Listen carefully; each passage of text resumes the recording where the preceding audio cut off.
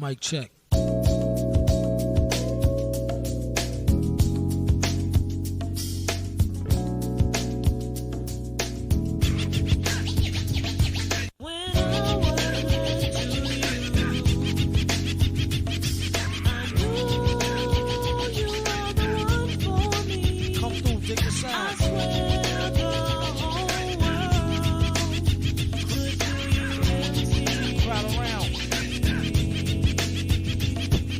I used to cop a lot, but never cop no drop. Hold mics like ponytails tight and bobble ops. Stop, stick around, come through and dig the sound of the fly brown 6060 cycle. Who those hits?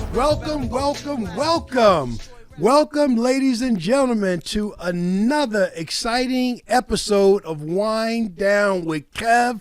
Tell a friend, and tell a friend again. You must tune in today. You must jump on this live stream. The guest that I have for you today, you already see him in the screen. He is Gary G. Charles, girl dad, HBCU grad, businessman, Wall Street, Eaton defense contractor, Grumman B-1 bomber, systems programmer at Citibank.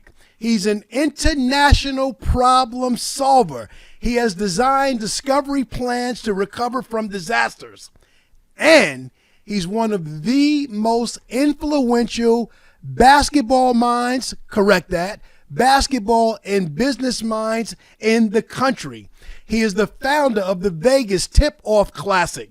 He is the founder of Las Vegas Fab 48. This weekend, he's hosting the 10th annual Gary Charles Classic right here on Long Island. He has stories for days. Argue with me about the top 5 basketball players ever if you want. But this man, we are going to talk about Kobe. We are going to talk about LeBron. Both top 5 players. We might talk about Jordan. We're definitely going to talk about Danny Green. We're going to talk about all of that because this man worked with all of those players when they were just a dream. You know them now, but he knew them then more than all the other accolades that I gave him. I am proud to say this is my brother. This is my friend of more than 30 years. Ladies and gentlemen, Gary G. Charles. Woo! Hey, can I go now? Nah, After that, I'm going to go, man. That was awesome. Little something. Go for it. Go ahead. I love that, man. Thank you for inviting me, man. Seriously, man. No, I'm proud to be here. I'm happy to have you here. We're going to get into some things, but before I jump into the 10th classic where we're going to start, I failed to mention that I said girl dad, but talk to me about the girls. Did I see correctly that the baby is going to law school? Oof. The bougie one, I call her. Okay, she's the baby out the group. So, I have four kids. I have a son. Okay. Who could kick rocks, actually, because the boys never count, right? Because I have 3 girls. And the youngest one, she's actually going to finish her last semester in law school. She did an undergrad at Syracuse along with a master's. She actually worked for Coach Boeheim while she was up there. Wow. And Coach Red Autry. Red helped me set that up. And but she said, Dad, that's not enough. She want to stay in my pocket because I always told my kids, as long as they stay in school, I'll pay for it. Okay. So she said, okay. Well, I'm going to keep going then. And since she was 4 years old, she wanted to be a lawyer, sports lawyer. Sports lawyer. Exactly. So she's finishing up her last semester out in San Diego. So in San Diego, sports lawyer. I can ask you now, but with a dad like you, Where did those hoop attorney dreams come from to be a sports lawyer? I think, her, watching me all these years, and my daughter, Dominique, by the way, is her name. Dominique probably started working for me when she was 9 years old in Vegas. Okay. At the tournament. Okay. So she started out as one of the scorekeepers. Okay. And just kept moving, to different things. Every year she would do something different. So probably beside me, she's the one that knows every aspect of the organization. So getting to know the players. And at one point, she even one year interviewed all of them. Okay. Wow. And she said, Dad, I think I want to get in this world. Wow. Why can't I be the first woman to do this? Why can't I be the first woman to do that? Okay. Yes. I'm the daughter of Gary Charles, and that's how she Yes. looked at it. Yes. So her dream was, to her, not a dream. This is gonna be my reality. Right. This is a reality. It's the reality. And she is one semester away.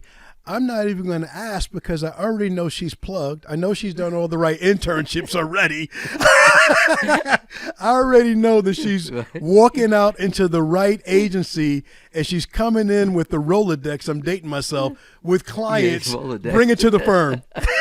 That she's bringing to the firm. Nah, it's been awesome. She worked for the NBA Summer League. Okay. For 2 summers. Okay. She worked for Wasserman last year, which is one of the biggest sports firm in the country, and with my guy Thad Fouché, who your guys don't know, but Thad has represented like the Russell Westbrook, the Anthony Davis of the world. He's one of the best in the business. Matter of fact, now he has Shea Alexander as one of his clients, and Thad and I were there back in the days with Kobe. Just so we know. In the beginning. In the beginning. It For was him and I, Sonny. connectivity. Exactly. So exactly. So, I got to stay with the internship track for a second that your daughter is on. She's a law school student. She went to Syracuse. She worked for Coach Boeheim. She worked for Coach Red, who, I remember is just Red from playing ball and being a big star back in the day. But the internships in between, the NBA Summer League, working for the Wasserman Agency, one of the largest agency. These are the things I believe in, Gary, that prepare students for the workforce. Kev, I tell most students, whether you're an athlete or not an athlete, the most important thing you can do to prepare yourself for life after college is to do an internship. I actually did 2 summer interns while I was at HBC school. And when I graduated, they had a job prepared for me. Matter of fact, that last summer, because I actually didn't graduate till December, all right, because I didn't want to take summer classes because I was doing interns. Right. I said, I'm okay, doing another semester. So when my summer intern was over, my boss said to me, hey, what date do you graduate? I said, I think it's December 23rd. He said, okay, you're going to have a job here waiting for you when you get here. And by January 7th, I was working full time. My God. Full time, and the project I was on was still sitting in my desk, waiting for me to come and complete it. You're doing relevant work as an intern so much they made the decision to hire you. So shout out to my intern today who's working on some big projects for this podcast. She'll actually be a guest on the podcast in a couple of weeks. Okay. But let's do this, Gary Gee. It's so easy for us to talk about everything, but before we go everywhere else, I have to talk about the 10th annual Gary Charles Basketball Classic happening this weekend at Chaminade High School, where for 10 years you've never forgotten where you came from. You're putting Long Island kids, public versus private, on a big stage. Let's talk about that a little bit, about what's going on this weekend. Well, thank you for asking that, Kev. I always try to never forget where I come from. I'm a product of Roosevelt, yes, Long Island. Yes. I grew up with Eddie Murphy. Yes. I grew up with Chuck D, yes, for Public Enemy. Yes. Steve Mills, the former president of the New York Knicks. And it was a pride thing coming from there. And by the way, it's the home of Dr. J, right? Dr. Yes, J home of Dr. J. Okay? So I always thought I needed to do something here to show relevance to Long Island. Mm-hmm. Because obviously my program started out as Long Island Panthers. Yes. Eventually, I had to switch it to New York Panthers because the kids from New York were like, come on now. we're not from Long Island. So this event is a pride for that, okay? And I am so proud at the lineup, that we have, this year. Like on Saturday alone, you have Scannon is going to play against Chaminade High School, nice, which is always one of the top teams in Long Island. Yes. We have Bayshore, which is ranked right now number 4 by Long Island Basketball. They're ranked number 4 in Long Island, and they're going to play Cardoza, who's always good. Yes, always. So that's going to be, a barn burner. You have Half Hollow East, who's ranked number 3 right now, nice, against William Flores, who's ranked number 5 right now in Long Island. So that game is also going to be played on Saturday. You have St. Dominic's. They're going to be playing Xavier. Zavarian, excuse me. This weekend also. So it's just on and on and on. Brentwood is playing. I mean, so just these teams. Lawrence Woodmere, my boy Hank Williams. I've known Hank since he was a young guy. Forever. Shout out to Hank. Exactly. I knew his dad. Yes. And everything else. So that's amazing. And then on Sunday, we have varsity media. They're streaming, for the games. And Baldwin is playing. And Baldwin is always good. Always. Right? Always. Yeah, so Baldwin's going to play William Floyd. So that's going to be another burner, on Sunday. Mount Vernon's coming in. Money making Mount Vernon. Money earning Mount Vernon. Denzel There Washington's you go. hometown. So they're coming in to play against Holy Trinity. Nice. On Sunday. We even have Southampton, who's coming way out there, and I think they're ranked number 12. And they're coming in to play Long Island Lutheran, the local team. Okay, Not I got you. National Not the team, national team, the make local sure. team. Okay. Okay. But it's still good. It's still Lutheran. You can't just show up and play. There you go. And we have East Meadow, which is like a great team this year. Okay. It's been a while. Okay. And they're coming in to play against Portledge. Okay. Wow. And I think Saturday we have Port Washington, which is ranked number 2. Yeah. Long Island. Yeah. They're playing against St. Anthony's, which is ranked number 8. Wow. In the country. So there's really gonna be some, entertaining games. So come on out and Yes. support and root, for your team. Yes. Long Island, New York, Queens, money earning Mount Vernon. Whatever you're doing this Saturday, stop what you're doing. Show up at Chaminade High School in Mineola. Gee, there was a time where I knew all of the top players on Long Island. That time has passed. I'm more of a basketball dad. I haven't stayed close to the high school game like I did when my sons were playing. Probably a few of the kids I do know. I know Carter Wilson from Bay Shore, number 1 player in Suffolk County. I know his cousin Kingsley. He got next. He's coming. He's the son of Danielle Wilson, who was the player who had Baylor top in the country before Brittany Grimes came and took the spot because she was coming with him. And then I know the Barlack kid on Half Hollow Hills East. I coached his brother Derek at a young age, and I saw them play last year. So it's going to be loaded. I'm there all day. I have nothing going on Saturday but to see who got next in Long Island. So I try to make it to 2 games every year. I go to your classic, Right. and then I go to the championships. I want to know who's going to be in it. Right. Then I want to see how you did during the season and who am I watching, so I have some connectivity to the kids. So, thank you on behalf of all of the parents, the basketball dads, the basketball moms, doing all the AAU, doing all the CYO, who want to see how their kids fare on the biggest stages against the city schools, against Catholic, against public, whatever it might be that you don't get a chance to do. Let me speak on behalf of all those parents and just say thank you for what you're doing and all that you've done for generations of local athletes. I can't limit it to Long Island because it's so much bigger than that. But let's come back to Long Island for a second. You mentioned being from Roosevelt, Chuck D, Eddie Murphy, home of Dr. J, Dr. Julius Erving. What was it like growing up in Roosevelt? Roosevelt, at the time, when I first moved in, and just, for the record, I'm going to date myself. We moved in 72. Okay. Okay. And there were like a lot of white people in Okay. Roosevelt at that time. But I went to sleep and I woke up, they were gone. Wow. Okay. Gentrification overnight. Overnight. It was just that quick. So Roosevelt at the time growing up was probably like 92% minorities. Mm-hmm.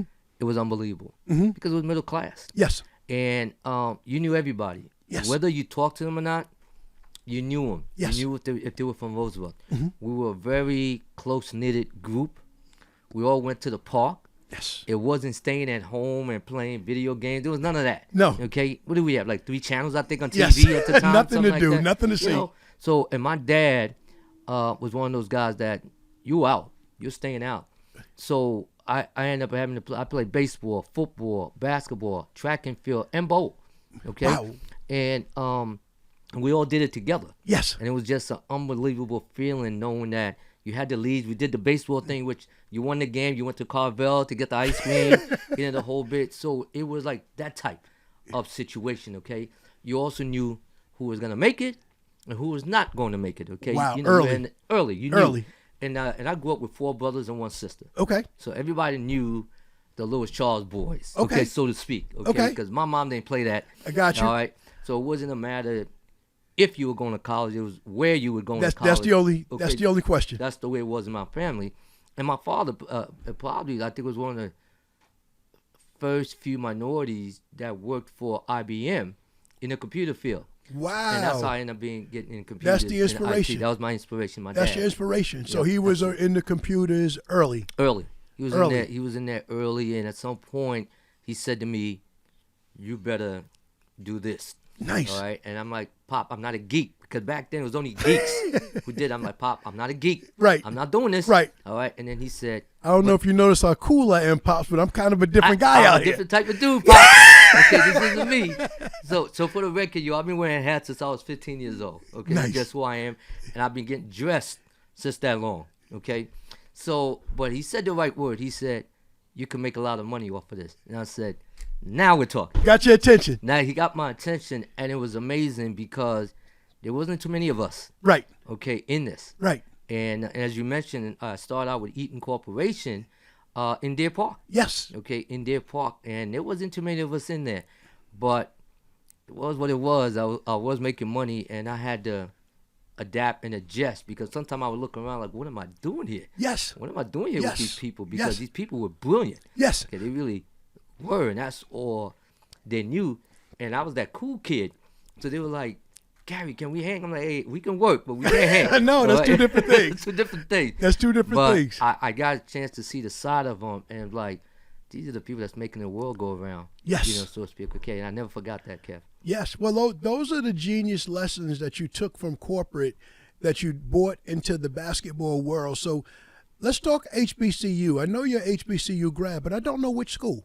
I went to Cheney University. Oh, let's go. Okay, and at that time it was Cheney State. Okay. But here's things that people don't know at that time. Coach John Cheney, who ended up coaching Temple University, Hall of course. Famer, was at Cheney at the time. Actually, was my gym teacher. Okay, at that Are time. you serious? And the year before I got there, they had won the Division II championship. Wow. And as part of the reason why I went there, there was a school fair, a college fair at Nassau Coliseum, right over Okay. here. Okay. Okay, and I went to it, and I saw there was a bunch of young ladies there. Like, oh my God, I'm gonna go here. I want to go here. And I said, well, if they're going, I'm going. And because they were showing the guys winning championship, and everything else, I'm like, that's cool. That's where I want to be. I fit. And I fit there, and I went there. But so not only was Coach John Cheney there, and by the way, the lesson really I got out of him, he would stop class 10 minutes early to give you a life lesson. He would make us sit down, and they're talking about how to be a man, okay? What you need to do to prepare yourself in the world that we were living in. I never forgot those moments. Books closed. Let's talk about real life. Let's talk about real life. And then he even talked about, and just so those who don't know, Cheney is 30 minutes outside of Philadelphia, so it's in Pennsylvania. And where Cheney is at, is we're in the mountains, in the woods. If you don't have a car, you're not going anywhere. That's it. Okay? You locked on campus. You're locked in. And I was a freshman. I had a car, so you can imagine. All right? I was one or two freshmen with a car. But on there was even a house in which that Harriet Tubman used to use for the Underground Railroad. Wow. So there was history there. So That's I learned rich. all these things. And then Coach Vivian Stringer, who's a Hall of Fame coach, Forget about it. was the women coach. Wow.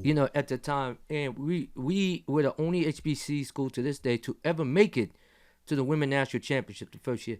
Shout that they out to had it. Cheney. Women's National Championship game, Vivian Stringer. Nothing but legends in this conversation. Two last Roosevelt stories before we come into the national legends that people want me to ask you about. You made me laugh the other day. You said Eddie Murphy, as kids. Yep. A young lady interested in you, interested in him. You took her. You said Eddie Murphy brings it up to this day. Oh my God! Well, actually, what ended up happening is that I was seeing the young lady because at some point I transferred school. Okay. I ended up going to Tresper Clark High School. Okay. My last 2 years. Wow. So the young lady was in Roosevelt. So we started to see each other. But people in Roosevelt High School didn't necessarily know that, all right? And Roosevelt used to have a skating rink. Yes. Unbelievable. Shout out to Roosevelt Skating Ring. I know it well. You know it well. Nassau Boulevard. There Let's you go. go. There you go. There you go. Well, I used to work there. Okay. Okay. And it's funny, I was working the 11 to 3 shift. Okay. All right. And so her sister, who went to Tresper Clark with me, said, Gee, I want you to meet my sister. Because I used to look out for her. I said, okay. And boom. So I was actually seeing this young lady for a couple of years. All right. So when her and Eddie went out, it was in college because she went to Howard, and she didn't go for one semester. And she connected with Eddie, and Eddie was doing his comedy routines and everything else. So around that time, I came home. She had stopped by, and I found out that she was going through with Eddie, through a friend of mine. And we had broken up. Don't get me wrong. Okay, so we were friends, but I think she was trying to connect. And I went over there and I said, I just found out you're going out with my boy. Right. Are you crazy? Can't do that, my boy. And I said, let me get out of here before he might think something. She said, no. He's about to go do his comedy routine in Huntington. So this is Eddie Murphy performing local. This is before Saturday Night Live. Yeah, this is before the movies. This is before the movies. This is the grind. This is early. This is the grind. All right. And she said, no, hang around. My mom wants to see you. I said, don't worry. He's got to go do his show. 10 minutes later, beep, it's Eddie. Driving his white, I think he had like a white Camaro. I said, you can't make this up. No. I go out there, Eddie, what's up? Kid, what's up, man? What you doing? Eddie's good. I hear you doing your thing. You're doing comedy. Good for you. Because Eddie's been a clown since 6th grade. I mean, he's never changed. And I said, that's awesome. He said, you got to come and check me out. I'm like, I got you, man. I got you. So I leave. The next day, my brother goes, yo, Eddie was talking about you at the park. He said, you try to take his girl. I said, what? So him and I, at some point, we need to have a meeting of the mind. Right. And I had to explain to him, Eddie, before you even existed in her mind. Right. Let me tell you what was really up. He's like, what? Right. You before me? Because, yes. that killed his ego. Matters. Yeah, that matters. That matters. So you got Eddie, yep. and then you're growing up with Chuck D, That's Public my guy. Enemy. That's my guy. Talk about Chuck D for a minute. Give the people one Chuck D story. Chuck is unbelievable when you think about it. So Chuck was quiet as you can be. Chuck a lot of times stayed to himself. So Chuck wore glasses. So we used to call him, Poindexter and Mr. Four Glasses and all of that. I love Chuck. And Chuck also went to Trespass Clark the last 2 years. So I would get on the bus and Chuck would always be sitting in the back just staring at you like this. So it was like, so finally later, for this guy to become the DJ is like, Chuck, get out of here. One of the loudest voices in hip-hop, one of the most prominent voices in hip-hop music, fight the power, everything in the world. I had nothing so much love and respect for Chuck D. But early Chuck D was a quiet kid on the back of the bus with glasses. Unbelievable. Oh, yeah, you see him on the baseball field. He played second base, on the baseball field in minor league and everything else, you know what I mean? And he was just a guy like, he minded his business and everything else. The last thing I expected Chuck to be is become one of the most all-time rappers and voice. Yes. For it. And even now, sometimes when we see each other, I laugh. I'm like, Chucky, you believe? And we tell stories and we laugh, because that's real. Yes. We know each other. And just so people understand, back then, Chuck and his group used to perform every Sunday at Roosevelt Park. So it got to the point, because they were DJing, at that point, that people from the tri-state would come every Sunday to Roosevelt Park. Oh, yeah. So not just hear him play, but obviously playing basketball, baseball, the whole Centennial Park, legendary. No, not Centennial. Not Centennial. No. Okay, No. It was Roosevelt Park, because Roosevelt was the nice park. Centennial was considered where the hoods were going, okay? That's the one I know. Okay, there you go. That's where the thugs were going. That's where the legend of Dr. J is, Centennial Park, because guys older than me from Wyandanch that they stand on playing well against Dr. J at Centennial Park in Roosevelt. They stand on it. Absolutely. Now, the other thing is Doc also would be at Roosevelt Park. Matter of fact, there's still a plaque right by the court. Okay. It was like Dr. J's court. Wow. Okay. And by the way, shout out to Centennial, because great summer league. Yes. What happened? I'm just saying that the good kids went to Roosevelt. I understand the bad difference. Kids went to Centennial. I understand the feel me? difference. A little bit safer. The family's good at Roosevelt. There you go. Mama's not letting you go down to Centennial. I bet. Okay. To this day, till Trey, shout out to Trey, my youngest son, who's coming up next on the podcast. I've been there with Trey 5-7 years ago in tournaments, and it's hard for the kids to play. Let's say through the aroma. Let's say hard to play. Okay. I do understand. There's a scene when they did a show, a bio on Charlie Murphy. Okay. And Charlie Murphy said, "We now here at Centennial Park." He said, "This is where the bad guys will be at." He said it. Wow. The good kids went to Roosevelt Park. All right. He says, "But I used to be here at Centennial." And then he said, "Now let's get the hell out of here." I ain't saying he Charlie did. Murphy. Okay, Oh, Charlie my Murphy. God. So Charlie even said that. Wow. On there. So those are true stuff. So Chuck and them used to perform at Roosevelt Park. Okay. And as a matter of fact, I remember the first time I ever heard scratching. It was by Richard Griffin. We also grew up with Professor Griff. You know him, Griff. Professor Griff. But S1W. that was Richard Griff to us. And so he was part of the group. Obviously. And I always remember that. And I would look at them like, what are y'all doing? Right. Y'all? Come on Right. now. Don't believe this. Right. But they were unbelievable, man. And that was in the, I was in the 70s. That was in, mid 70s when things Shout really out get to- going with rap. Shout out to Chuck D, Public Enemy, Flavor Flav, Professor Griff. You want to be an S1 Griff Italian. Come on now, Gee, I got to pivot. You don't want me starting no lyrics. 9A Posse, you better stop it. You better stop.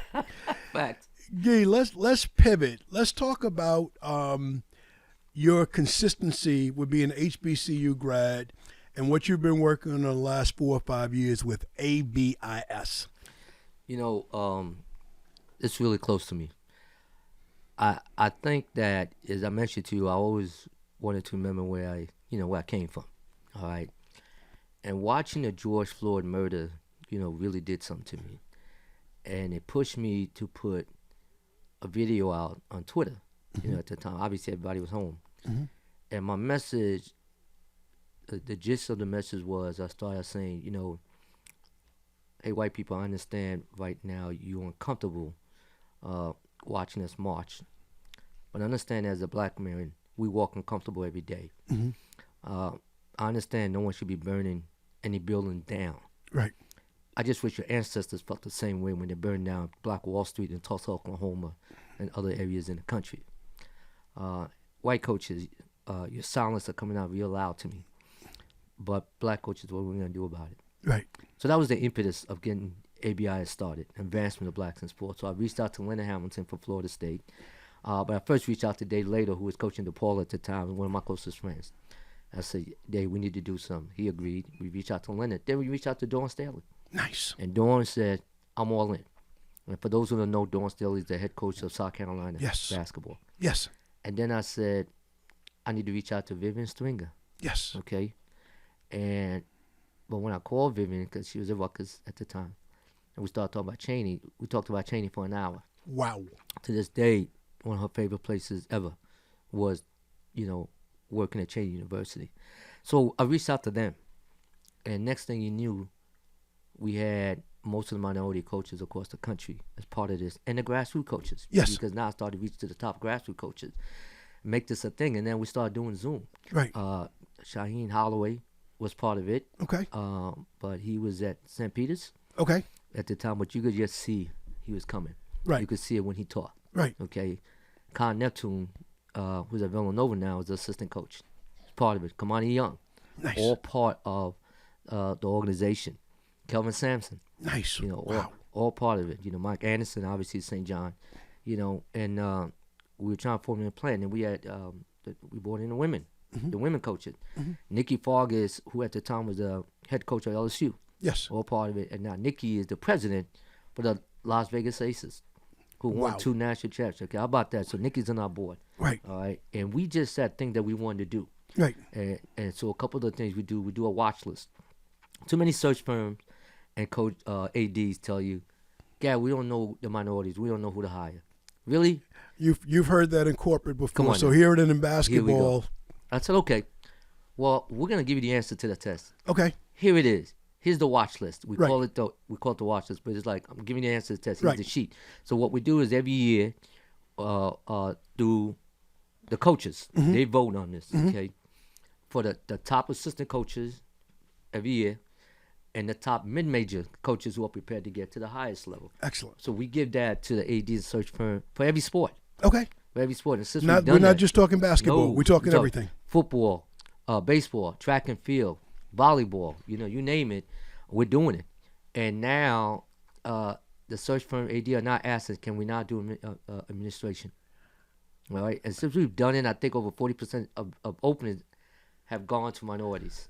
Outstanding. All right, so we're really serious about this. That's one of the things that we do.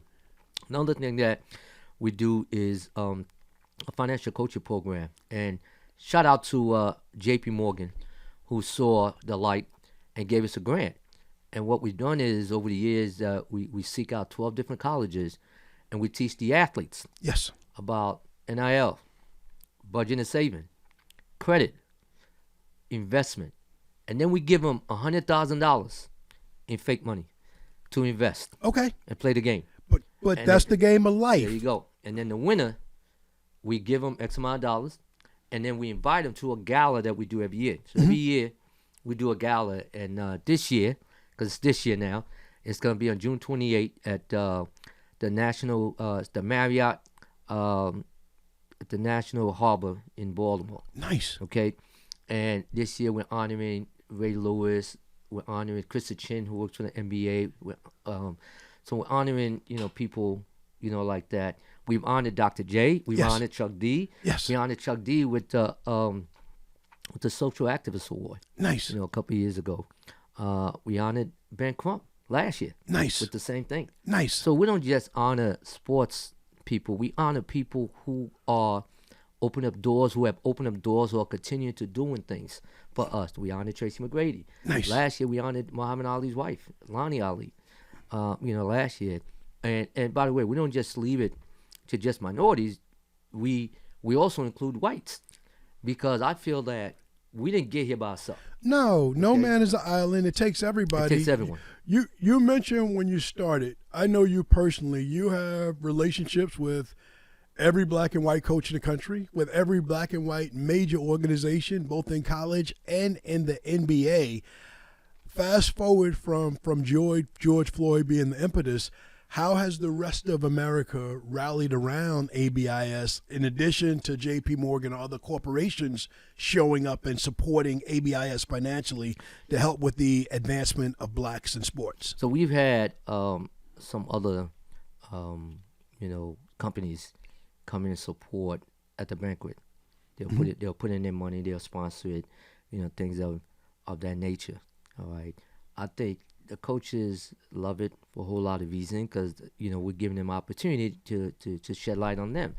So we do a ABI's day party every year at the Final Four. Yes. So coaches come in and we talk, we joke, things of that nature. Okay, so we're known now. Good. All right. You never get the amount of help you really want. You know how that goes. Yes. Okay. Yes. And we also knew that once people started to go back out, some things were going to change. Right. And it did, but we had built it, the foundation. Right. Because it's all about the foundation, right? Right. And now that we have the foundation, we're still able to continue, to do what we need to do. Well, I thank you for letting me be a part of it locally. Be able to come out to events, sponsor some events. You had me and my sons on the golf course sponsoring events. We got a picture. We got our Tiger hood on out at one of your events. So we certainly enjoyed ourselves for an incredible cause. Let's begin to walk into basketball, but let's talk about it from the NIL standpoint. So my question is this. 20 years ago, to be a college coach, probably need a strong basketball resume, definitely have to prove yourself as a recruiter, and hopefully you're good with X and O's and you can deliver a championship to the school. Today, if I were to say, Guy, can you get me in? Can you get me a coaching job? How important is it that coach knows how to raise money for NIL purposes so they can pay their college athletes? Well, here's what I tell people just in life. You don't always have to have know the answer, but you have to know how to go get the answer. Okay. By that I mean, even if you know the answer, you may go find that person that does know the answer. So the coach himself may not have to be the one to know how to raise that money, but the assistant coach or someone in that staff better know how to do it. Okay. So it don't necessarily have to be you, but you better know who that person is. I got you.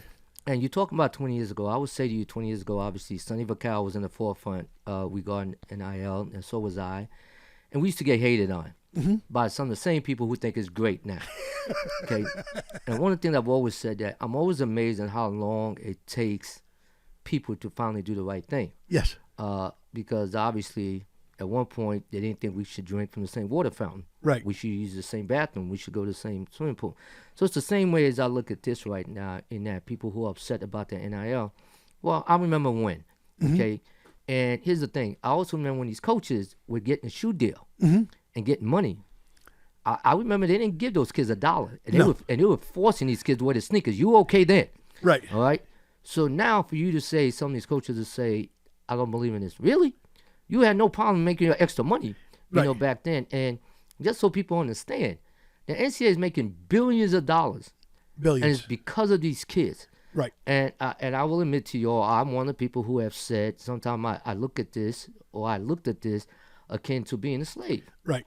Okay, in that you think that because you let me in your house, that everything's okay. Right. All right. Oh, but I'm giving you a scholarship to school. No, you're not. Right. Because here's what people don't understand. You allow the kid to come in school. Mm-hmm. But if you want the top players, you force them, they have to go to school first. You're forcing them. You can go to school your first semester. Mm-hmm. Okay, you gotta get a 2.0. Mm-hmm. After that, for your second semester, because now you're eligible for second semester, you don't have to go to class again. At all. And then you leave to go to NBA. Yeah. So what education are you giving me? Right. So let's just stop it and be real about it, like this is, you know, a business. Let's be honest. Let me go backwards. I'm using acronyms that we're familiar with, but I want to make sure I don't lose the audience. NIL stands for name, image, and likeness. So what some people don't understand is when back in the day, I'll say, if you're fortunate enough to have a major Division I athlete to go to one of these programs, ACC, Big East, Pac-10, you call it conference, whatever it is, that kid, I think of the Fab Five, may not be able to afford their own jersey. I think of my own nephew who is a major athlete at Wake Forest University. The first year I go to see him, I want to buy some gear to support for the game. Eric Williams. There was no Wake Forest basketball gear for sale at all. There wasn't any local mall or on campus where I could even buy a Wake Forest basketball. The next year, he's joined by Chris Paul on the team. They do very, very well. And they also build a full store. And his pitcher's up. Chris Paul is up. The rest of the 2 or 3 elite players, they're up. And they did extremely well, and they visited a couple of Sweet 16s. But from a pocket standpoint, they weren't able to see anything at that time. And people don't know. You think it's expensive when you're a young parent coaching and trying to have your fees for the tournament or trying to travel to Vegas. That's very expensive. But imagine your child is playing at the Division I level, and they have a game that everybody's watching on TV at an elite site, and you can't afford to go.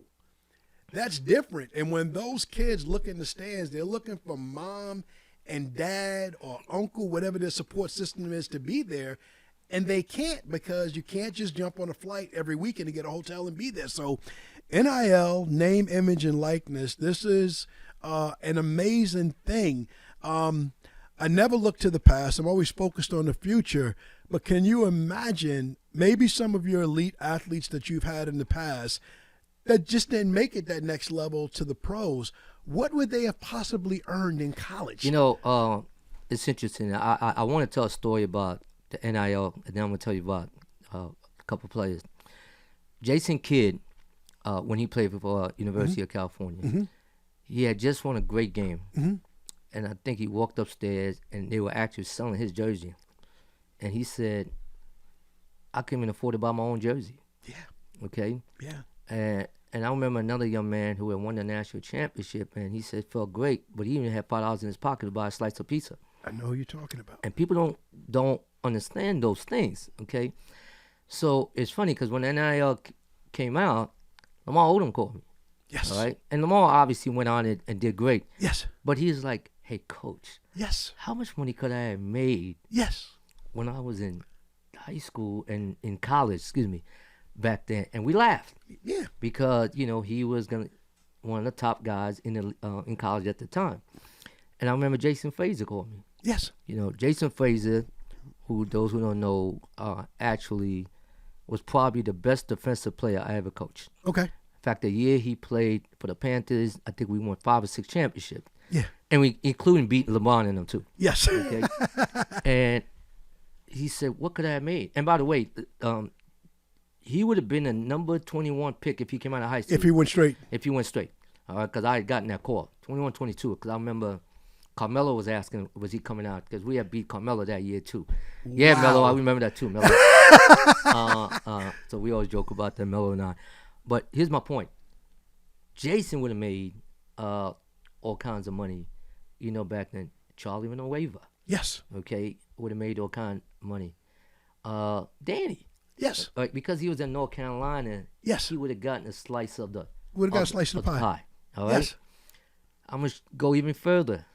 The Wally World, Wally Zerbiak. Yes. Long Wally was Island one of my kid. guys. Shout Long out to Island. Wally. Okay, and by the time he became a junior, it was the Wally World Right. out there in Miami, Ohio. Right. All right. He goes on and played 10+ years in the NBA, but the best shooter I ever coached. Yes. And I think about guys like that. Now, in Wally's situation, He was okay. He was okay. Okay, he was okay. Same thing with Joe Kim. Right. Joe Kim's father, by the way, just so you know, was a well-known tennis player. Yannick Noah. Exactly. So Joe was okay, but other guys their life would have changed.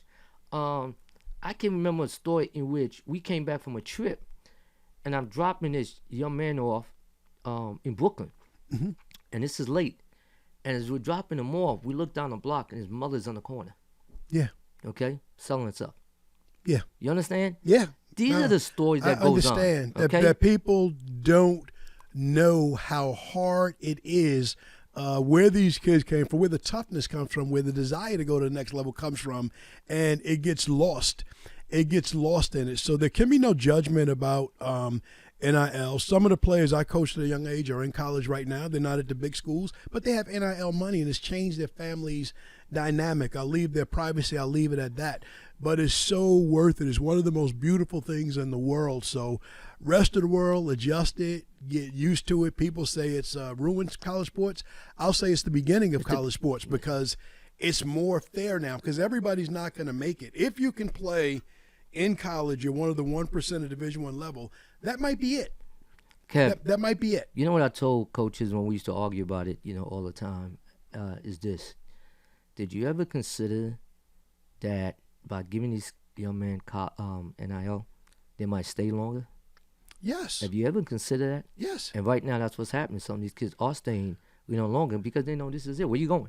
Where you going? Nowhere. Where before some of them left because they need to make the money for their family. They don't understand that kid in West Bubble Fat, Mississippi. Yeah. You understand what it's costing his family to survive. Right. And $100 means a lot, to them. So now with this, more kids will stay. Now, I also told people it might take 5 to 8 years for us to adapt to it, Right. to get it right, like anything else. Right. Okay, it's gonna take a period of time. But when I hear coaches say, "Oh, I can't do this," like, really? Yeah. You didn't turn down that shoe money. No. When you had the opportunity, but you want these kids to turn it Right. down. Who's making this money Right. for you? Who giving you your livelihood? Yes. Seriously? Yeah. No. Stop Nothing. it. Stop it. Nothing fair about that. Stop it. So let's pivot and talk about mentorship and work our way into basketball.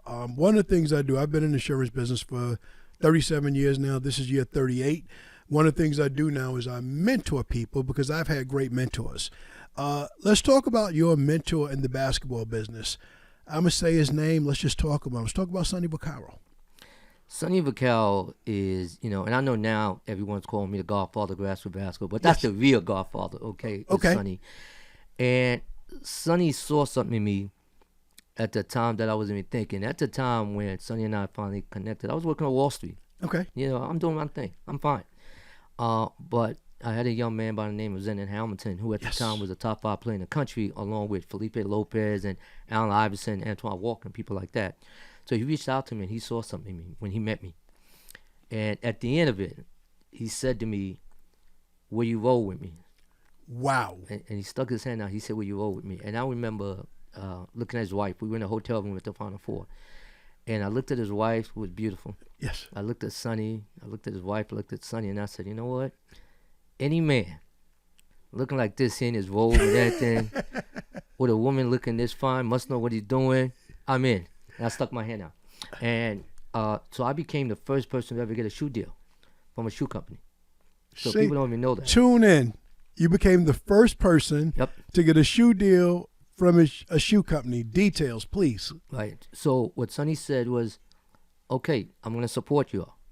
And he sent me out. He said, go get your uniform. Prior to that, people don't understand that we was wearing ball uniforms. We was wearing white T-shirts with numbers on the back with the magic markers and everything else. Yes. And so Zenon Hamilton was the impetus of us getting started. Right. And then he said, do you know anyone else? And I said, I can get you other programs. And I started to get other programs. I remember reaching out to my guy, Tony Squire from Richmond.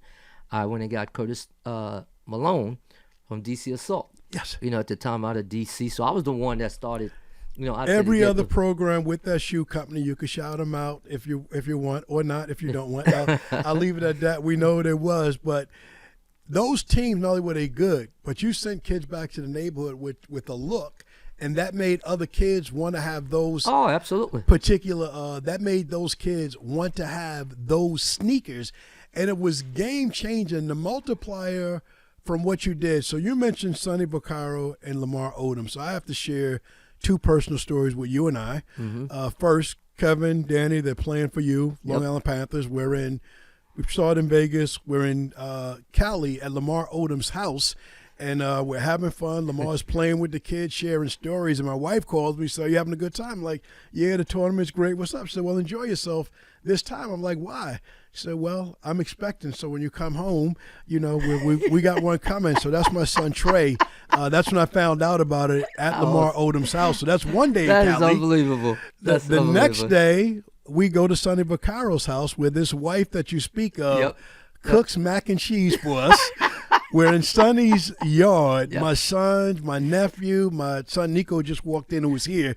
They've never forgotten being in his pool. How about that? And him having his own hummingbirds, people. People, they don't sell hummingbirds. You can't go and buy hummingbirds.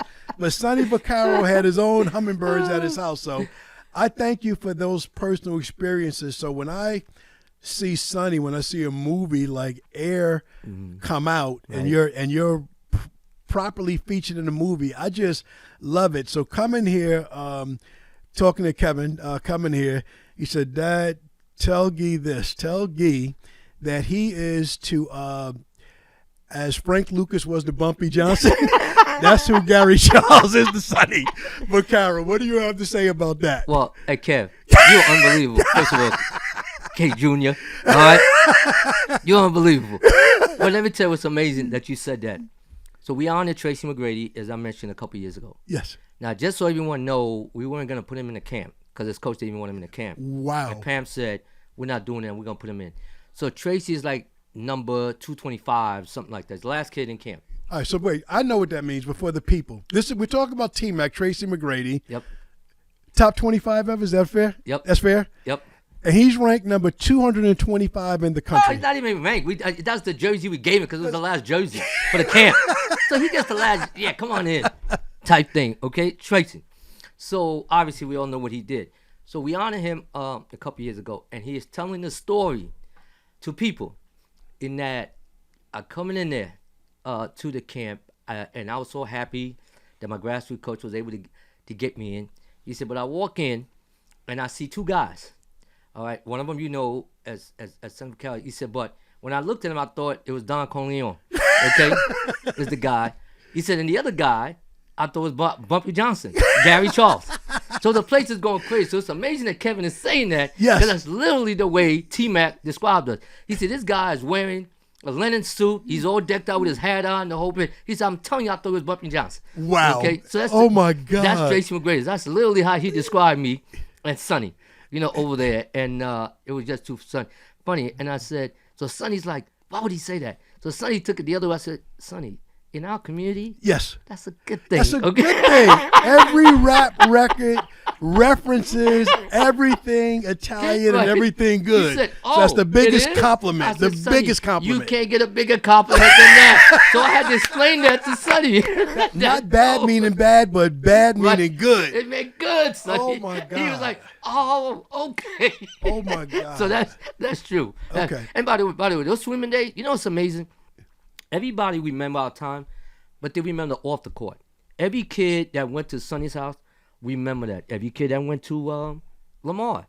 In fact, Joe Kim was on that team. Yeah. Acting like a nut, back there, when Lamar had a buffet spread for us. And everybody remembers those times, man. We played a lot of games. I can't tell you a lot of details about the games. I remember the life experiences that we had off the court. It stays with me. Years later, I don't remember all of my sons in their sports. I can't tell you the stats they scored from games. I remember the car conversations. Those are the things that stay with you. So, car conversations. Let's talk about Kobe Bryant. Let's talk about the best. Let's talk about it. Brickster, let's bring it up. Let's talk about Kobe, because off your page, I pulled a picture with you and a young Kobe. So I want to start before the world knew Kobe. You told me a story a couple of years ago of how you used to come back to New York and you used to have to drive down to PA to visit Kobe to talk to him and his family. So share that with my audience, please. So, audience, listen up. Life's amazing, right, when you think about it, right, Kev? Those are the days of the rotary phones and everything else. There was no cell phone, back then. If you went home when the phone rang, they didn't get you. It's okay? done. People didn't get you. Okay. So what ended up happening is that Joe Bryant, Jelly Bean, his dad, used to be assistant coach at LaSalle. Okay. He started recruiting one of my players. Okay. I want to say it was Ed Posey out of Hempstead. I think it was Eddie. And because he was a dad of a player, it didn't matter if it was a live period or dead period. And so for those who don't know what the difference, live period meant when college coaches could come and see a player. Dead period meant that college coaches could not come and see you play when you went to these events. But because Joe was a dad, it couldn't stop him from going to see his son play. So Joe would be there at the event. Got it. So, and his son would be playing for a team called San Ryan. Oh, yeah. San Ryan out of Philadelphia. Yes. Okay? So he kept saying to me, "Yeah, I really need to see. I need you to see my son play and give me your opinion of my son."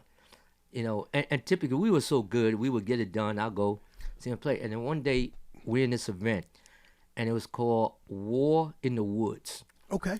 The War in the Woods was in South Jersey. Okay. It's like you went South Jersey and you're driving. All of a sudden, boop, you make a left right in the middle of the woods. You make the left, and as you go in, there's a spacious couple basketball courts outside. By the way, that's the other thing. It's outside. Okay. So this event was outside. Early. Almost like a parks. Right. Okay. And this guy has a humongous house. He had a cabin, all of that. And I'm sitting there watching Kobe play. And I'm like, And prior to that, I'd watched him before, but the more I watched him, I'm like, And there's a scene, and that would be part of the movie, in which Kobe comes down, he makes a jump shot. Okay. And his dad looks at me and said, it taps me. You Okay. see that? Okay. I said, yeah, I saw it. He hit me in my rib. Okay. Kobe comes down. You see that? I said, yeah, I saw it. Because at the same time as he's recruiting, he also know I'm the guy with Sonny Vaccaro. Right. Okay? So next time Kobe comes, boom! Woo. Dunk. Woo! Second And level. then dad said, you see that? Boom! He Oh. nails me again. I'm like, oh, yes, I see it. Don't hit me no more. Kobe comes. Says the same thing. Did you see that? I seen it, man. And then I said to Joe, by the way, where's your wife? I had seen your wife before. She said, oh, they over there. And I looked over. His wife was playing miniature golf with one of the daughters, Shay, Okay. Kobe's younger sister. I said, wow. That left an imprint in me. And I got home. I called Sonny. I said, Sonny, I think I found the next one. Wow. So what are you talking about? The next one is Felipe. Wow. I said, Sonny, no disrespect to Felipe. I'm telling you, I think I just found the next one. What's his name? His name is Kobe Bryant. And he goes, and everybody understand, this is before social media, this is before all the scouts, this is before all of that, okay? I need you to understand. What's nuts, Gee, is that you had to say his full name. Not Kobe. Everybody knows my one name. Yeah. You had to say his name is Kobe Oh, yeah. Bryant. He's a young kid. And Sonny thought about it for a second. He go, Jelly Bean Bryant's son? Yeah. And I said, yes. He said, oh my God, Jelly Bean played in my Dapper Dan Classic. Wow. His Early. first Dapper Dan Classic.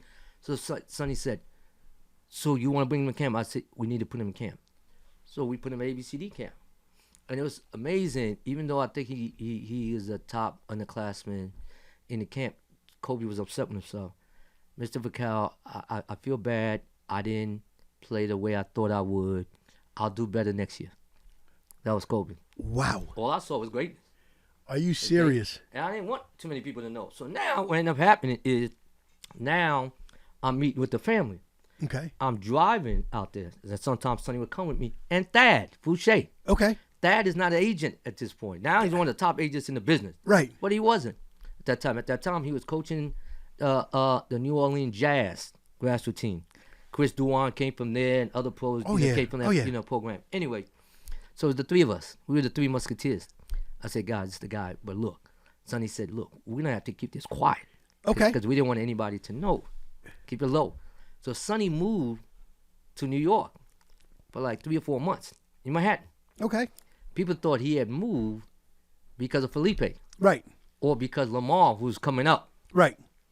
We let people think whatever they want to think. Right. So what would happen is we would go out there sometime, and before he moved there, I would go there. Joe would come to my house. And one time, we had an appointment. I totally forgot. Him and I had an appointment. He kept calling me. I'm not home. So he showed up to my house, and it wasn't until a week later when he finally got me. He said, what happened to you? I said, what happened to what? Right. He said, I was at your house. Oh, my God. I said, Joe. And mind you, it's a 2.5 hour drive. I said, so what did you do? He said, I was counting your flowers. You had the green one, the red ones, the blue ones. That's what he was doing to kill time. People don't understand. That's what the time was back then. No okay? social media, no cell phone, no cell text, phone. no email. No, man. He catch you live, boy, I miss you. No, miss you. But you know what? But that was my guy. Yeah. And he said, don't worry, man. We got this. All right? And it took some pride with Adidas to tell Adidas, do this. We're going to take a high school kid to, again, people think that's just normal. It wasn't normal back then. No. Okay? No. So I'm like, and Sonny's like, Gary, are you sure? Yeah. I said, Sonny, I'm sure. When meanwhile, I'm sweating the back of my neck. Okay, you know what I mean? Okay? And we got it done. And it just show you how life, goes. And I remember when we made the decision and we put it out there. And is another one of my favorite Kobe stories. So Kobe, after we announced it, we in Manhattan, we announced it. We had a hotel. I want to say it was like the Regal Royale Hotel. Okay. Okay, I remember that. And Kobe's like, Mr. Charles. He always calls me Mr. Charles. Hey, you mind? Can we go take a walk? I said, yes. So we're on the elevator. And it's funny. I always remember this. There was a young lady that was on a show. I'm forgetting the name of the show. But she was in the hotel. She had no idea who she was next to. Right. As a matter of fact, Kobe and I looking at her like she's the star. Right. You know what I mean? We walked out, and we're walking on in Manhattan. We're walking on Broadway. Okay. All right. Kobe, the week before, I think, maybe the week, had just gone to the prom with Brandy. So all of a sudden, some people see him, Kobe, and a couple guys said it, and then young lady said, "Who's that?" He said, "Oh, that's the guy that went to the prom with Brandy." Right. They knew Brandy. Right. Not necessarily Kobe. Not Kobe. The guy that went with Brandy. The guy that went with Brandy. So Kobe looked at them and looked at me and said, yeah, they're going to remember my name one day. Wow. They're going to remember my name. Now, here's the biggest thing to this story. Kobe, as we're walking, and he said, Mr. Charles, where do you think I'm going to go in the draft? Okay. So he's already thinking. And I said, well, you're a wing. So I think Antoine Walker is going to go before you because he just won the national championship. I think he had just won. He's 6'8", does this, does that, blah, blah. He's going to go before you. And I think Kerry Kittle is going to go before you. Kerry was at Villanova. And by the way, we used to go visit Kerry too. Okay. To watch him work out so people think we was going after Kerry. Gotcha. And Kerry played for Thad Fouché. Got it. For the Jazz. Oh, so that was all the things we were doing to have people go that way. Right. We didn't want Nike to know. That's really what it was, okay? Let me just be real with you. We didn't want Nike to know, okay? So we're doing all these things. So when I said that to Kobe, we walking and he hit me, but I'm not realizing it because I'm just walking. I'm looking, around. He hit me again. He goes, Mr. Charles. I said, what's up, Kobe? He says, Antoine Walker's not better than me. Wow.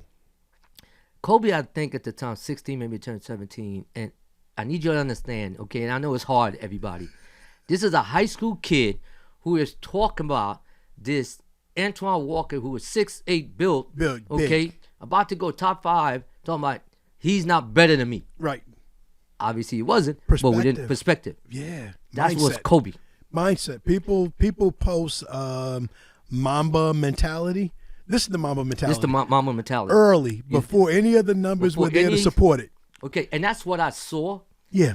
But here's the other thing, people that honestly, that I saw. But by the way, but let me finish that. When he said that to me, if I had any doubts, it was all gone. Okay, it was all gone. Wow. Because, and I tell people this a lot, because Lamar could have came out of high school, Right. okay? But he wasn't prepared to go out of high school here. Right. Right. All right? There's a difference. Right. You have to be mentally prepared. Right. Okay, you're a young man. Right. He wasn't mentally prepared. Right. Kobe in all aspect was. Right. And part of it was his parents. Right. Because again, you're a high school kid going. You can't go to clubs with these guys. No. A lot of things you can't do. Nothing in common. Nothing in common. So I knew he needed to have some strong family background. And he had that when Joe and Pam Bryant. Those were all the reason I thought he was that guy. He would be that one. Parents, listening to this, take notes, process all of what he said about the mindset and everything else. Shout out to the late, great Kobe Bryant. Mamba mentality. Let's pivot to one of the current elite top 1, 2, 3. Don't argue with me. Longevity matters to me, probably in my mindset, number one. Let's talk about LeBron. Brickster, let's pivot to LeBron James. Young pitcher with you and LeBron. This is a generational conversation because we talked the other day. You told me about Gloria James, LeBron's mom, recognizing your logo at the Tip of the Hat Classic where she's watching her grandson Bronny play now. She said, this hat, this better be Gary Charles that we talking about. So we're going to talk about LeBron, but we talked earlier, you've been watching Bronny play since he was 14. Yeah, absolutely. Bronny, played in my tournament. And by the way, the original name was the Fat 48 when we started 2010. But at some point, we pivoted to call it now Las Vegas Big Time. Okay. Because that's the original name Sonny started with back in 95. Okay. And in fact, Kobe played in it in 95. We lost in the championship, the Panthers, to Wow. the Jazz. Wow, to to New Orleans Jazz. They Yeah, had to New they had a run. I know some of those players, and Vegas changed a lot. So my two sons, and we come right back to LeBron. When I went with Kevin with you, 03, 04, whatever Kevin's time was, he's on the Panthers with you, and every coach is there. And it's kind of like the only basketball tournament in Vegas at the time. Yep. I go back with Dom 8-10 years later, got to be around 2009, 2010, and Dom started playing late, so I'm trying to put him with a team. I'm trying to pick the right tournament. There's 7-8 tournaments. There's 7-8 tournaments. And like there's the coaches, or I'm like, well, if Right. I'm a coach, how do I find a late bloomer in one of these rooms? And I think years later is when you started it. So your association makes your tournament elite, and it makes the rest of the tournament secondary. Yeah, what we've done is our top level, we call it the invite division. Okay. Then we have another level, it's called the diamond and the platinum. So college coaches know, okay, so the Bill Self and the Calipari is going to go to the invite gym. Right. But the other guys might go to the diamond or the platinum. Okay. So they can go find that, diamond and up, so to speak. And they've done that. Got it. All right, because there's kids who later coaches say, hey, you know what? I found him in your gold division. I said, say what? Okay, so because they understood Right. that, okay, I'm not getting this guy here, But I can get him here. So to a sponsor, to a coach, you've sold me the right package.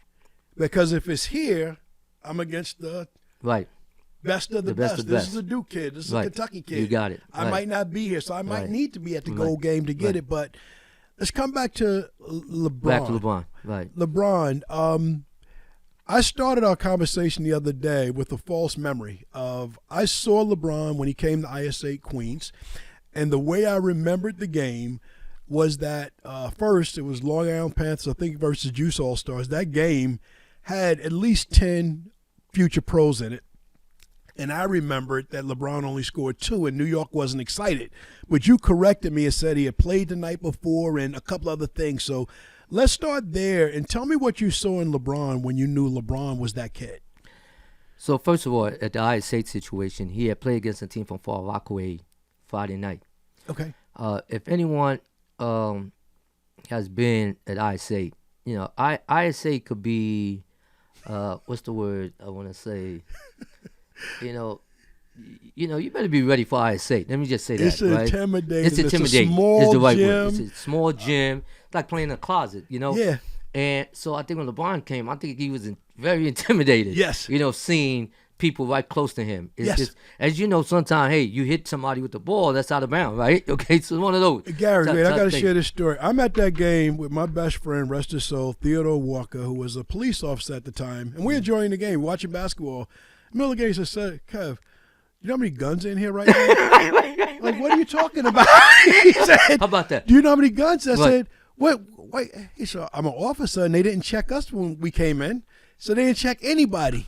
So he plays Friday night. They get intimidated, and then the next day is playing us. So now the game's being built. And you know what's amazing? Pete Edwards, and shout out to my boy Pete Shout out Edwards, to Pete. who runs ISA. Yes. Tremendous job.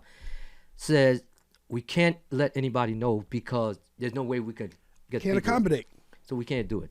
Tiny, the always businessman, is like, man, we need to charge for this. We need to charge. Yes. So I'm laughing like, Tiny, we can't, man. We gotta, we're gonna do this for the people. Right. And he's like, oh, come on, G. Tiny, we can't do it. All right. So we was like, all right, so we're gonna play the game. However the word gets out, Kev, you know this. The next day, Kevin, it's 5 deep outside. I can't get in for a minute. You can't get in. That's crazy. That's how crazy. Finally, I just said, yo, let me in. And then people turn around, oh, it's Coach. Yeah. Let me do it. It's Coach with a 5-piece suit on. You know he ready. All right? Because I'm dead. Okay? I'm not bragging you. I'm just giving you facts. Clean. Right? I'm clean. Ready. All right? So, finally, I get in there. When I get in there, on our bench, there's 6 guys sitting there that you really don't want no problems with. Right. They're sitting on the bench. Okay? And I'm like, so where's the team going to sit at? All Right. Right. So, so again, I go over there because one thing I will say, regardless of all of that, they respected me. Right. All right? And one thing about us, whoever you are, real recognize real. That's it. Okay? That's it. So when I walked in, I'm like, fellas, we need a bench. They're like, Coach, we got you. Yeah. Yo, move. Yeah. Boom. And we sit down, whatever. I looked over. One of the things I remember was I looked over to the other side. It looked like all of Coney Island was there. Yeah, because Sebastian was Tiny playing. had it. Sebastian was playing. Tiny had them all there. Okay. Wow. And then I look and I see Gloria James. Yes. But she is sitting under the scoreboard. So we had the flip chart, as you remember. Right. She is sitting right under there and dare anybody to move her. Yeah. Oh, she was real. She was not a joke. Gloria was real. Yeah. And nobody was going to tell her to go anywhere. No, all right? no. So she was right there. So that game is unbelievable. Like you said, all the guys that were there, like Tiny had Sebastian. He had Ramel Bradley that went to Kentucky. Yes. He had Chris Taft that went to Pitt, went to the pros. 6'10", He had 6'10". He had this kid named Jamaria Davison out of Georgia, about 6'9". I forget where he ended up going. He had another kid that ended up going to Miami, Karan Clark. Yes. Okay, I mean, they loaded. Yeah. But guess what? You We wasn't loaded empty-handed. You wasn't empty-handed. Oh my God. Right? We're loaded. All right. And we had Jason Fraser was our big man. Villanova. We had Charlie Villanueva. UConn Pro. We had Alan Ray. Alan Ray. Okay. We went to Villanova and had a cup of coffee in Boston. We had Taquan Dean. Yes. Probably the second best shooter I ever had. And I'm going to Louisville. And one made it to the Final Four. Yes. With Louisville. Okay. Curtis Sumter. Yes. All right. And Curtis went Villanova. to Villanova. Mm-hmm. All right. And it's funny. I always remember my guy. And we had Showtime. Dow Hill. Ooh, yeah. St. John. Yes. Point guard who was unbelievable. So that was that matchup. Yep. Bassie versus Showtime. And I always remember Tim Doyle. Okay. Yes. Who was the one white kid on the team. Yes. Okay. Shooter. The shooter. Yes. All right. Who ended up going to St. John and then went to Northwestern. Yes. And Timmy right now is a color commentator for the Big Ten Network. Yes. Okay. So he played in the game, also. So I remember that. And I remember people said LeBron is not all of that. Yes. Okay. That was the because of what conversation. happened. That was the New York and feedback. Right. So we were down by 20 and came back and won the game. All right. That's what ended up happening. And Charlie was, unbelievable in the game. But they all were. Let me just say that. Because Alan Ray put on... It was a league game. Yeah, it really was. Yeah. I mean, they all were... All these kids. Alan Ray put on a performance of a lifetime, so to speak, in that game. And Jason was just Jason. He Yes. blocked a couple of shots. So it was really, really good. But let me just take you back as to why I knew LeBron was that guy. Okay. Let me take you back maybe 2 years prior to that at ABCD camp. Okay. Okay. For the people, ABCD stood for Advancement, what was it? God, so long. Advancement of betterment, something like that. betterment, academic. It was the academic betterment of students or something like that. Like another word, it started out as to teach these kids academic in the beginning, Okay. and then do a camp, basketball camp. So that's what it stood for. So wow, I gotta remember that now. It's been a while. I'm sorry, but just to set the stage for the story, invite only. Invite only, and just so we understand, when it first started, it was only the top 100 players in the country could come, and then obviously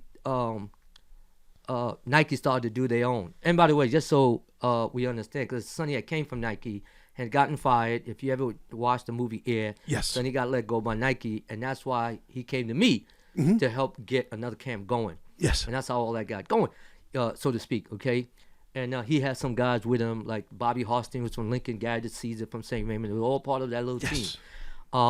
But anyway, so you could only get an invite, and you had to be a top guy.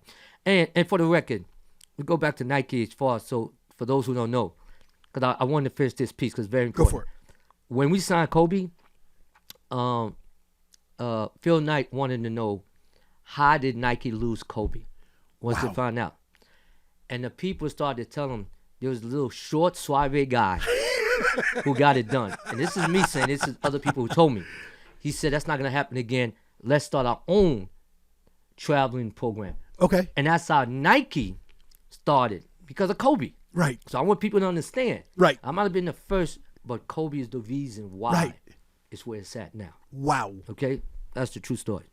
So now fast forward to LeBron. LeBron's cousin, Maverick Carter, who's the guy. Runs the business. Runs side. the business side, right? At ABCD, we used to invite all the top, say, college players, future pros, because we had the NBA guys there who would work them out. Right. It was legal to do that. George Karl would be the head. George Karl was at Denver at the time. Yeah, not Utah, Denver. All right. And he ran it with Tim Gergovich, who was his assistant. Oh, yeah. But all the other guys were there. Major workout guy. So Maverick was working for me. So my job, I was the director of the athletes, college athletes. That was part of my job. I assigned them their job and made sure they showed up to workouts and all of that. So Maverick was working for us, and because someone had already told Sonny about LeBron, so he invited Maverick to come and work. And Maverick came to me and said, "Yo, Gee," because we became boys. "Yo, I think my cousin is better than your boy, Lenny Cook." Ooh. Now, for those who don't know about Lenny Cook will go down as one of the all-time guys who didn't make it. Okay? Right. Lenny was all of that. There's a documentary. Lenny might be the most feared player I've ever coached. Like when we walked on the court, we was up 10 points because people feared him that much. That's just how good Lenny Cook was. And Lenny, I think, had gotten an MVP. He was the MVP for the underclassmen game, Lenny. So when he finally came to camp, and so he says to me, "Yeah, my cousin." I'm like, "Your cousin? Who's your cousin?" So I have a cousin named LeBron James. I said, "From where?" He said, "Akron, Ohio." I said, "Akron, Ohio?" No ball plays in Get Akron, the hell outta Ohio. here. Get out of here. He said, "Gee, I'm telling you, man." I'm like, "Get out of here. I'm not even trying to hear about no damn Akron, Ohio. No. Get out of here." He said, "All right, Gee, all right." So he didn't want to argue with me too much, right? Because Right. I'm killing him at this point. Right. He's laughing, but I'm killing him. That's my boy. Okay. Following year, here comes LeBron. So what we did probably better than anybody else was that we would set up matchups, To see. to see what was up. Like I remember some of the matchups we did for Stephon Marvin. Stephon's one of my favorite, of all time. Because Stephon, at ABCD, after he outplayed somebody, game was over, he come right to me, "Who's next?" Ooh. That was Steph. Ooh. Wanted to After smoke. everyone. He wanted to smoke. He wanted to know, who's the next one you got me matched up? Who's next? And I would tell him, at so-and-so time, on court 3, you're playing so-and-so. You go. Walk out. That's Steph. So those are the type of things we did. So now fast forward, LeBron. And now LeBron is about to go up against Lenny Cook. All right? And I always remember, it looked like half of New York was there. Yeah. Okay? And so Sonny comes walking in, and I'm watching Sonny come walking in the gym. And just so everybody knows, where I was at, Gary DeCease and I and Bobby Harstein, the three of us ran the camp. Mm-hmm. So we would be sitting at a table like this. In a 4 courts, we could look at them. Court 1, court 2, court 3, court 4, so we could see everything. Right. And whatever. Now I see Sonny coming in outside. He's coming in, and he comes to me. Everybody always know he needed to sit next to me to Right. get feedbacks or whatever. Because Sonny was always political. Right. He would always say, "Okay, who's this guy? Who's that?" Right, Okay? right. And he said, "Where's the game gonna be at?" I said, "Right here." So he sat next to me, and the game gets started. Now, people, let me tell you what I remember. The game gets started. Lenny Cook starts. He dribbles the ball through his legs about 7, 8 times. Whap, whap, whap, whap, whap, whap, whap, whap. 6'8", low to the ground. Low to the ground. Bam! He hits a jump shot. The place goes crazy. It's New York. You in Jersey, but might as well be New York. Everybody's Right. there. And now everybody's waiting to see what LeBron does. And I said to you, if you're a New York kid and somebody does that to you, what do you do next? You got to go back at him. You got to go back at him, right? LeBron comes down, and he makes a pass to a kid going in for a layup. All right? And I said, oh, shoot. I turned around to Sonny, and I said, we didn't even say anything. I nodded my head. He nodded his head. We knew. We said, that's the next one. We got it. Like, we didn't have to say a word because we knew we had been doing this enough to have Yeah, you could tell. You could tell. We were like, did you just see what I saw? Right. Did you see what he just did? Right. He made the basketball play. Right. He didn't make the street play. No. The right play. He made the right play. Yep. Right basketball play. That's when I knew. And he's done that, continued to do that as a pro, where some people have pressured him, take the last shot. Take the last. I trust my teammates. If it's wide open and I'm double teamed, he got it. He got it. The rest is history. Fast forward. Happy belated birthday, LeBron. Just turned 40 this past Saturday. Scored over 40,000 points. And the rest of it is history. How about that? Pivot to the last play I'm going to ask you about. Let's talk about Danny Green. Let's talk about Danny Green. Danny calls me Pops, my son's best friend. Just retired after a long, incredible 15-year NBA career. He won at every level, high school, North Carolina, 3 NBA championships. In my biased opinion, one of the greatest role players of all time, in conversations with other top role players ever. But talk to me about Danny Green. Tell me about what you intro to Danny, what you remember about him, and what you saw in Danny. Danny will go down as one of my favorite players of all time. Okay. I played for the Panthers. But it's more to do with not what he did on the court, but the type of young man that he is off the court. Yes. He is a tremendous, individual. Yes. And it's never changed. Yes. All right. That mellow, how are you type, guy. Respectful. Always has been. And shout out to the dad for having that, with his 3 boys. Yes. Well, I don't know about the other ones for sure. Okay, but definitely Danny. Big shout out, Big Danny, my guy. My guy. But shout out to, Danny Sr., on that. But I'll tell you what I remember. I remember your son, playing. Obviously, you and I were friends. Your wife, by the way. Hey, Nisi, how you doing? Okay, I remember. And so you told me your son, I think, was coming from Chicago. Mm-hmm. And you wanted him to come out. And I'm thinking, well, hell, I guess he ain't coming out. He's on the goddamn team. I mean, he's your kid. Okay, it's all good. All right? But I'm thinking, coming from Chicago, he must be able to play. Yes. All right? Yes. And so he's there, and then he says to me, I have a friend who wants to, come out. Is it okay, Yes. Coach, if I bring him? And I'm thinking, Kev, man, I'll be a bum. Right. We don't do bums over here. Okay? He said, Coach, can you at least just give him a try? I said, all right, man, but I'm telling you right now, he's not that guy. You know me. I'm a big mom movie watcher. You'll get a bullet behind your neck. Just don't work out. So then he comes. He don't say much. Right. But he's doing every little thing. Yes. All right? Yes. And it's interesting, by the way, on a side note, I was just asked about different characteristics of players I've had all the time. and I gave Danny the best all-around player the Panthers ever had. Oh my God. Okay. Now obviously, as you know, we've had over 20-something pros, but Right. he's Well deserved. Well deserved, and his other guys who are not pros were pretty good too. But anyway, but I'm watching him, okay, and he's just doing everything. He doesn't say a lot. I'm like, okay. And I said, Kev, I like this kid, and mind you, I think he's like in the 9th grade or whatever. Yeah. He's young. Yeah. He's young. Yeah. You know, at the time, but I liked him. Yeah. And but I told him he had to wait his turn. Yes. All right. And in fact, one of my favorite stories is that I remember later on at some point, he said he said to me, Coach, when am I going to start? Wow. I forget whatever, at some point. Yeah. And Charlie Van Waiver came in and said, you wait your turn. Everybody had to wait their turn except for Yes. Lamar. Yes. Okay. I had to wait my turn. Yes. Now you're going to wait your turn. Yes. Danny just smiled, laughed, and walked away. Mm-hmm.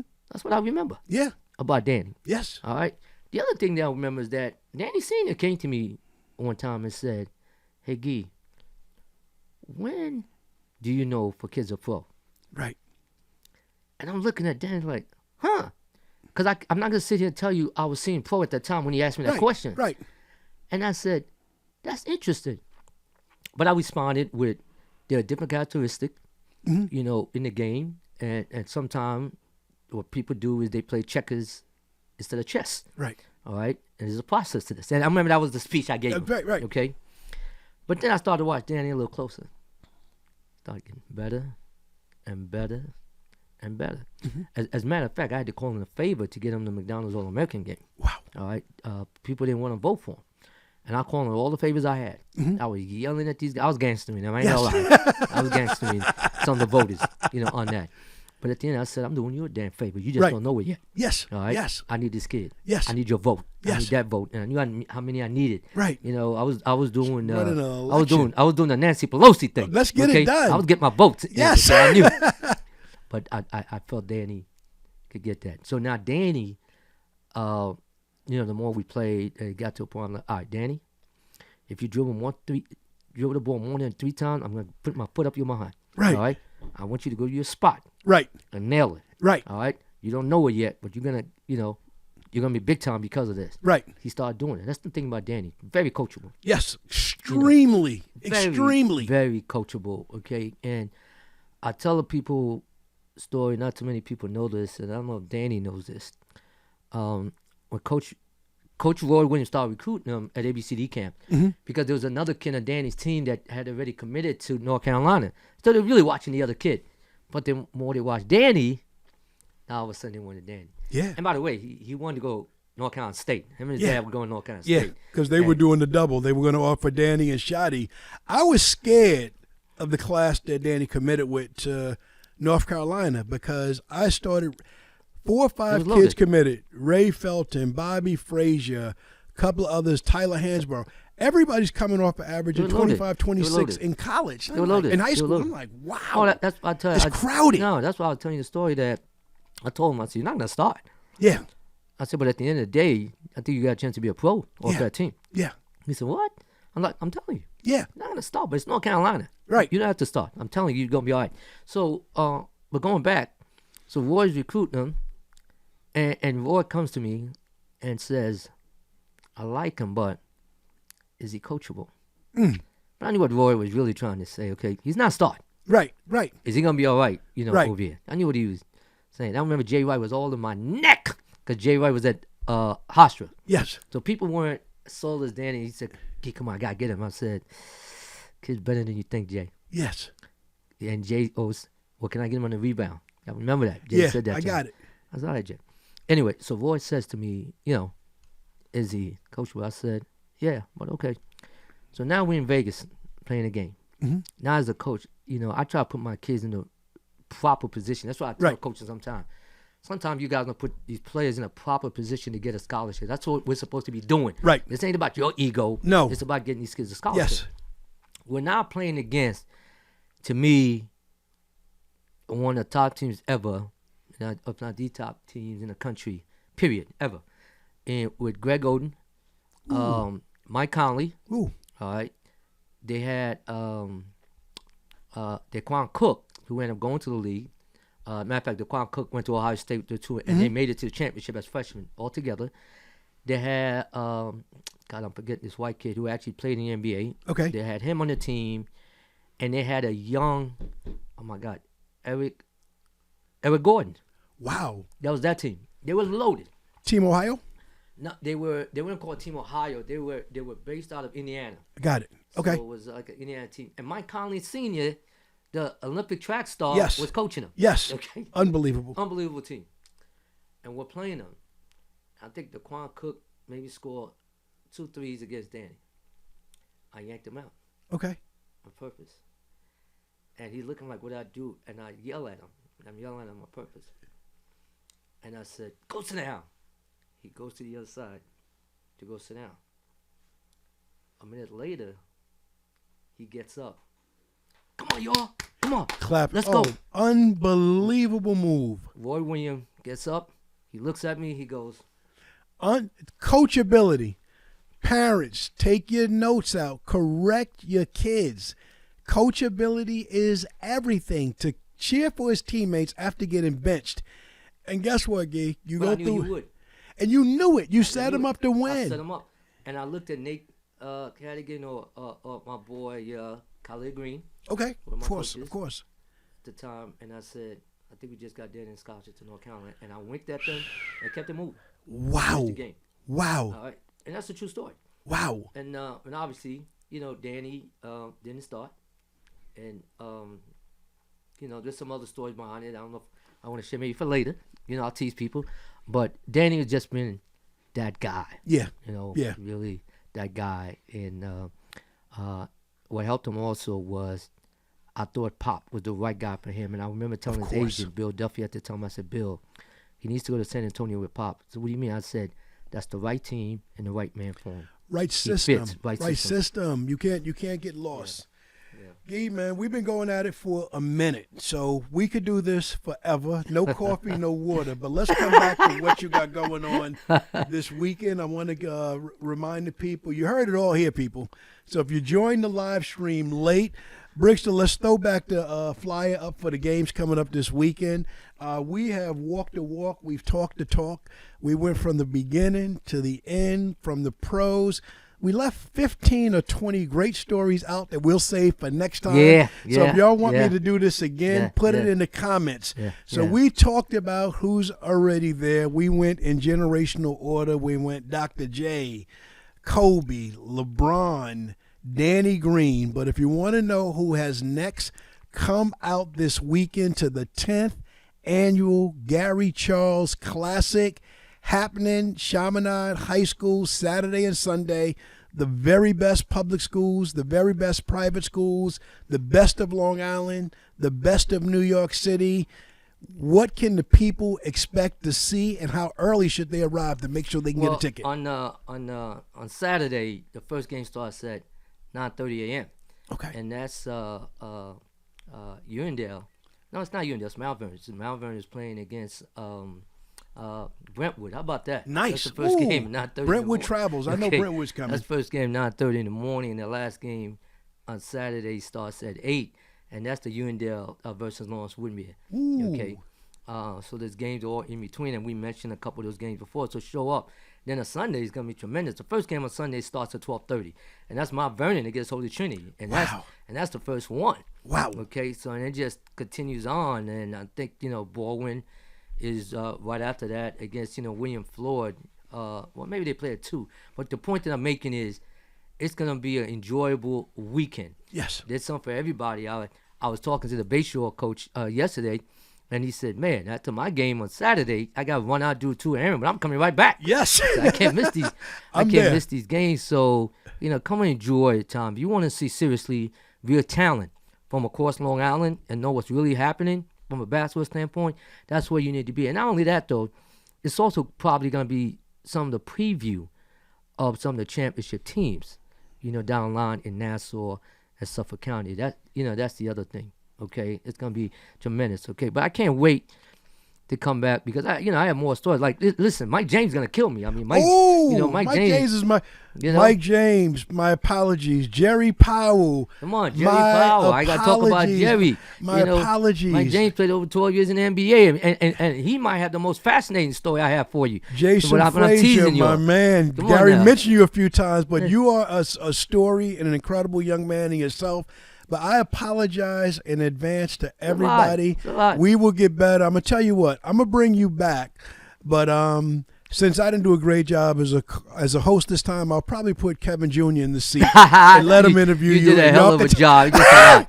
It's a lot, man. It's a lot. But I don't want to get in trouble with the Amityville crew. Okay, so I have to say my boy. Ladies and gentlemen, Gary Gee Charles.